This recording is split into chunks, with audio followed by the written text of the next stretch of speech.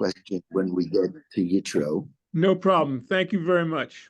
Oh, and I love you. So with your permission, well, I think my goal today is to talk about a sentence written so long ago. I believe it was written at Sinai. I do believe that the Torah is Devar Hashem. And even with those who would disagree with me, I think that let me not get into that whole Torah Misinai thing. But there is a sentence in this Torah that it's amazing, written so long ago, but very applicable to our times. And it's the story of Moshe in chapter 2, my dear Shuli. And he goes out into the field. And if we take a look at sentence 10, what it says there is chapter 2, sentence 10. The daughter of Pharaoh was unable to nurse Moses, so in the end, he's nursed by his biological mother. But once he is weaned, the Torah says, Vayigdal hayeled. Surely, if we can point to this sentence 10, and the child, the boy, grew up. Vativiehu levat paro. And he was brought to the daughter of Paro. Vayhila leven.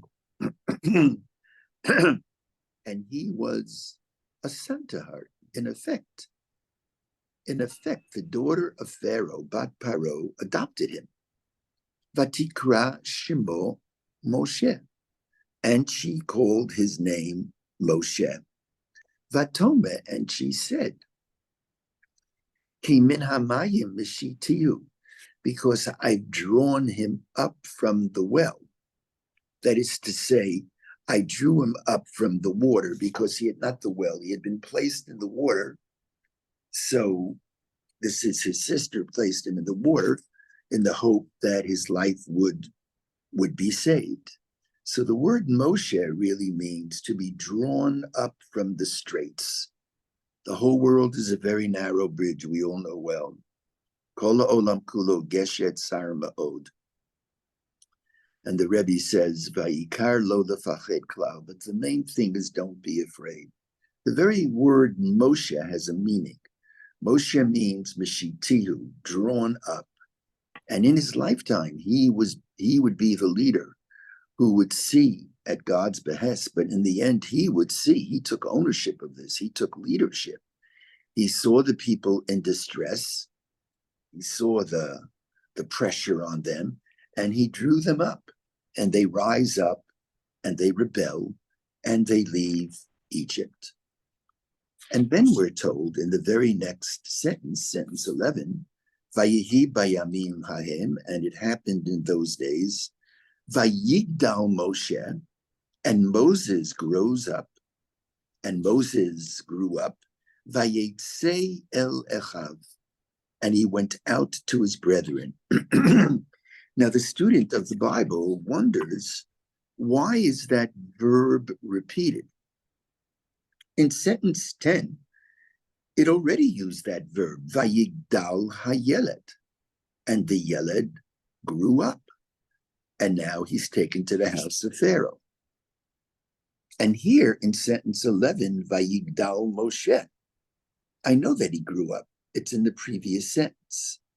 Now, on its face, one could say that the first sentence speaks of his having grown up. He was still 3 or 4 years old. He grew up in the sense that he no longer was being nursed by his mother. And the second Vayigdal, he had become a bar mitzvah. You know what I mean by that. He'd become a teenager. He was in his late teen years, and he was old in the sense that he then was allowed to go into the field by himself. But if one is a student of the soul of the Bible, not the mind, scholarly understanding of the Bible, when I look at this, it says, Vayigdal Moshe, and he grew. Vayetsei el Echav, this is worth the price of admission. He grew in the sense, we're not talking about his growing up physically. We've already been told that in the previous sentence. But he grew up in the sense that most people who are really in the elite of society, most Jews, many of them who are on that level, they run from the needs of their brethren. The greatness of Moses, and the reason why we talk about that he grew up, is that he was growing up not only physically, but growing up spiritually. He grew up in maturity. He grew up in the sense that he ran to his brethren. He didn't run from his brethren. He ran to his brethren. Vayar b'sivlotam. And vayar doesn't mean just to see. It means to see not only in an ocular sense. He was feeling, he was empathizing with their burdens. He wasn't burdened. He was privileged in the house of Pharaoh. But that's what it means, Vayigdal Elecha. There are people who, in moments of real crisis, they run from instead of running to. I remember going back 30 years, and it still happens now. In 1991, when Hussein was shooting scuds at Israel, I was once in what was then called the Inbal Hotel, a beautiful hotel. I think I was the only one in the hotel. And when people asked, at that time, actually, there was someone who paid, I think, $18 for any student who would fly to Israel at that time. And the plane was packed, mostly from yeshiva kids. And when we got there, the reporters were asking, coming to Israel now? And the response of these young people was, this is not the time to run from Israel. This is the time to run to Israel, to be there, to stand tall, to be counted. That's why with all my heart and soul, Bev and Ted, you're so blessed to have children living in Israel. Estelle, you're blessed that they're in Rehovot. How I wish. It's a blessing. It's an honor to be in Israel during these times. That's what it means that he grew up. And then the text says, Vayar ish Mitzri, and he sees an Egyptian man, sentence 11, Make ish ivri me'echav. He was hitting a Jewish person of his brethren. Next sentence, Vayifen kovacho, and Moshe turned here and there, Vayar kienish, and he saw that there was no one looking. So at that point, Vayach et HaMitzri, he smote the Egyptian. Vayitmenehu bacho, and he was hidden in the sand. Now, there are a lot of questions raised here if one is looking at this phrase in a sophisticated way. Most understand Vayach et HaMitzri to mean he killed the Egyptian and buried him. It's really unclear whether he killed the Egyptian or did he just hit him. And when it says Vayitmenehu bacho, was he buried under the ground or did he hide the injured Egyptian behind some kind of sand mound? That's not where we're going this morning. Where I'm going this morning is he sees an Egyptian person smiting a Jew. He turns here and there. He sees Ein Ish, Vayach et HaMitzri, and he comes and defends the Jew by smiting the Egyptian. So if I can look at everyone, I want to share with you two commentaries and then my own thought. And as we go through these commentaries, maybe remark quickly on how these commentaries are really commenting on their own lives and where they were living. There is a commentary whose name is Naftali Tzvi Yehuder Berlin, who was in Volozhin. He was one of the creators of the yeshiva of Volozhin in the 19th century, and he turned into an arch Zionist. He wrote a book, a commentary on the Torah called Hamek Davar. Here's the way he interprets it. Moses goes out, he sees the Egyptian smiting a Jew. Vayifen kovacho. He turns here and there. He's in a sophisticated society. Egypt was at the top of the world. Supposedly, this was supposed to be the kernel of an ethical society. And he was looking to the right and to the left.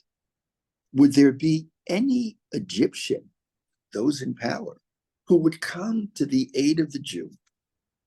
It's the Jew today walking into the United Nations and saying, look at the way Israel is being attacked. Is there anyone who's going to really stand up for us unequivocally?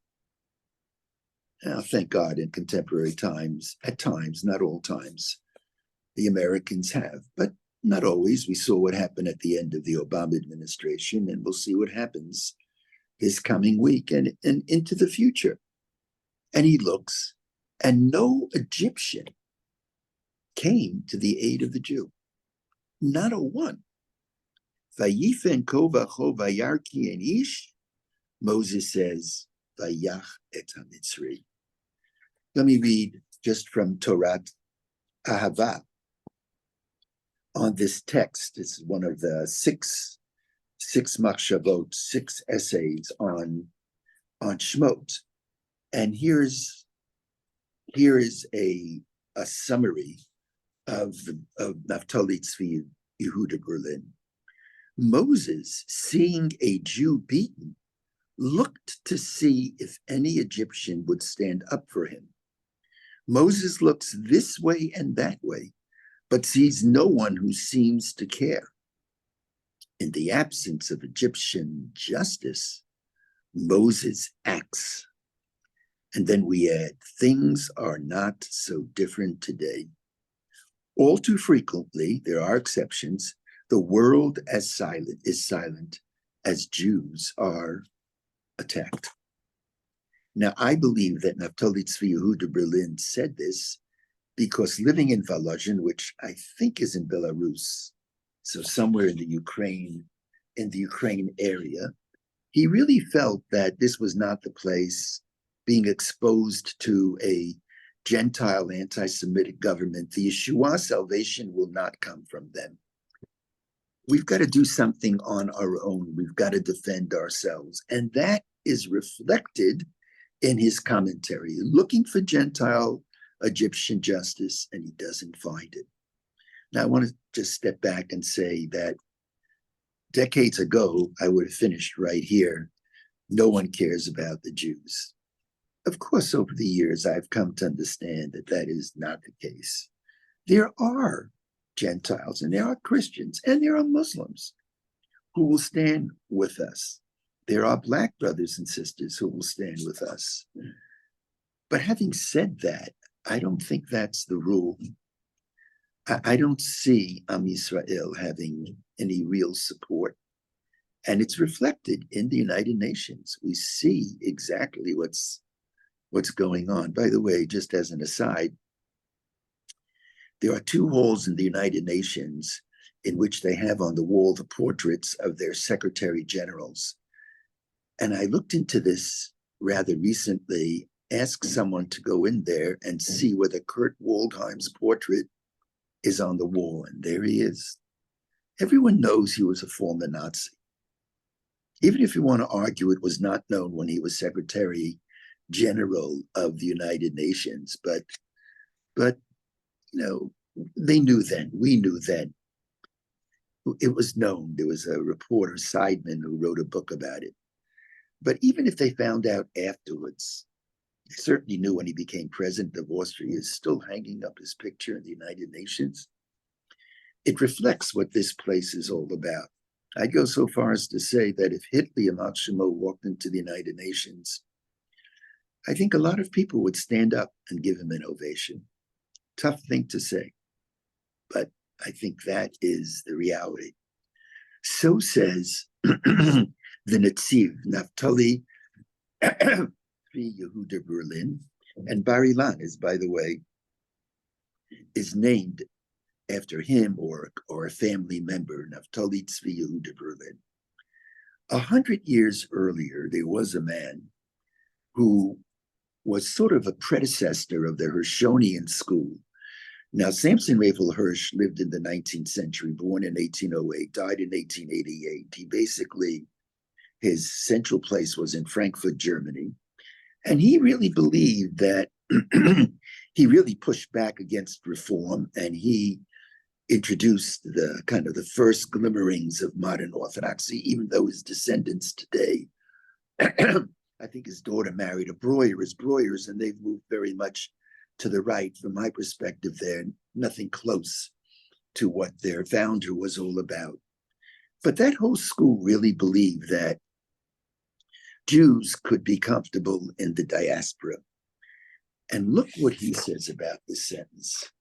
Moses goes out, and this is painful to say, and he looks here and there. Will anyone come to the defense of this Jew who was beaten?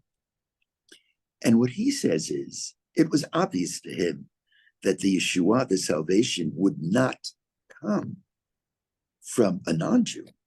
He was wondering, would anyone in such a situation stand up for a fellow sister Jew? Would anyone? Would any Jew come to the defense of another Jew? Vayifen kovacho. And he looked here, and he looked there. Vayar kienish, and he sees there's no Jew coming to the aid of another Jew. And so he had to be that Jew alone, and he smites the Egyptian. Here it is from Torat Ahava. Rabbi Yaakov Tzvi Mecklenburg in his Aktav VaKabbalah has another take. Moses knew that no Egyptian would come forward. He looked, however, to see whether any Jew would care enough to save his own brother. When no Jew did, Moses killed the Egyptian. Once again, this dynamic plays out today. Tragically, too often, Jews don't respond to the suffering of their fellow Jews. Although, as I said before, and I would stick to this, that I think this year, I think we've seen that most have stood up. It is true, however, that there are many Jews who have not responded properly and have not done what they should be doing. And my sense is that Mecklenburg, this was his way of saying that the salvation to protect the Jew will not come from other Jews. It's going to come from the broader society. And that's why he's hard on the Jew coming to the aid of another Jew. Even Jews, we're not going to come to the aid of other Jews. We need help from the outside. So let me summarize. The simple way of understanding this text is he looked to see if anybody was watching. He saw no one was around, and so he killed the Egyptian. It's probably very far-fetched that no one was around. They were in the field, and they were working in the field. There must have been some people around. And so there are these other interpretations. He was looking to see would there be any Egyptian justice? Would there be any Jewish justice? Vayar kienish, and he saw there was no one to talk to. No one was there. Vayachet HaMitzri, and he smites the Egyptian. There is a text in the book of Ethics, Pirkei Avot, that says, B'makom she'ein ish, in a place where there is no man, in a place where there is no woman, in a place where there is no person, in a place where no one is standing up to call out in a clarion way for justice, in a mighty way, b'makom she'ein ish, hishtadel liot ish. Try that. Here I'm talking to myself and letting you listen, because I've not done enough. Try to be the man. Where there is no person, let me use man in the generic sense. In a place where there is no man, stand up. and be that person. And there's no doubt that Pirkei Avot, which was written thousands of years after the Bible, is picking up from this sentence, because the language of the sentence is, Vayifen kovacho, he turns here and there, Vayar kien ish. There's no one to talk to. No one. There's no ish. There's no person who would stand up. B'makom shenish, then Moses says, I'm going to try to be that person. Now, one final interpretation, which stirred within me reading this sentence over and over. And this interpretation relates to what we had started with. Moshe must have been a person who may have been, I said must have been, now may have been, but I think he was a person struggling with his identity. He's nursed by his mother, and those are very formative years. And so his mother must have had an influence instilling within Moshe a sense of Jewishness. She says the Shema Yisrael with him before he goes to sleep. But when he's 5 years old, he is then adopted and he's raised by Pharaoh's daughter. Is it possible that when he goes out into the field, he's struggling? Who is he? Is he an Egyptian? I mean, he's raised in an Egyptian home. Or is he Jewish because he was nursed by his biological Jewish mother? And so I'm wondering, my dear friends, beloved friends, when Moses goes into the field and he sees an Egyptian smiting a Jew, now this is a Hasidic way of looking at it. Vayifen ko vacho means it wasn't that he was looking to see if anyone was watching. It wasn't so much that he was looking to see, well, would there be an Egyptian who would care? Would there be a Jew who would care? Vayifen ko vacho means he looked within his heart and soul. Vayifen ko vacho. And he looks within himself that because he's unsure of who he is. And when smiting the Egyptian, seeing an Egyptian smiting a Jew, he looked within himself to ascertain, who should I help? Should I help the Egyptian or should I defend the Jew? He's looking within himself to see who he really was. Am I Egyptian or am I Jewish? Vayifen ko vacho. And when he looks here and there, vayar kienish, when he fully grasped that he had not firmly established his identity, that he was not an ish, he didn't know in a whole way who he was, he made an Egyptian. And I'm interpreting vayachet hamitzri to mean he smote the Egyptian, symbolically eliminating a part of himself, declaring unequivocally that he was a Jew. And I think that's very much happening even in our times. There are many important Jews who have reached positions of power. And it's often when you're in a position of power, let's think about the American government, you're Jewish, and you're caught in between. You're caught in between. Alan Dershowitz, in his book Chutzpah, writes how the foreign minister in exile of Poland during the Shoah comes to America and he's able to make an appointment to see one of the highest Jews in power there, and that was Supreme Court Justice Frankfurter. And he sits down with Frankfurter and he says, you're a Jew, go to Roosevelt. And according to history, Frankfurter said, I believe that what you're saying is true, that Jews are being murdered en masse, but I'm an American. I can't go into the White House. I can't tell the president what's happening because I'll be perceived as being more Jewish than American. It's that struggle. at this dinner the other night that I spoke to you about, where Hadass Hershkowitz was there singing that song in memory of her husband that he had written. I met a young man who was studying international law, and his father introduced me to him that he was soon going to be working in the State Department. We spoke, and I left him.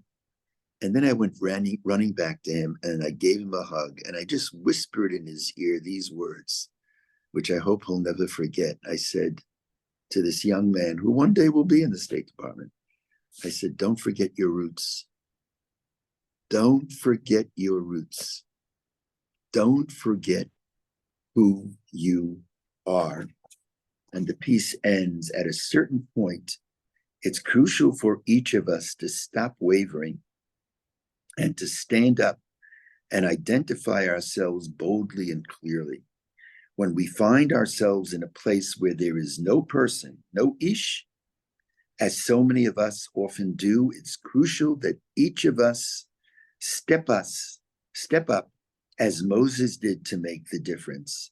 To paraphrase our rabbis, in a place where there is no ish, stand up and be one. So I want to stop here and ask for your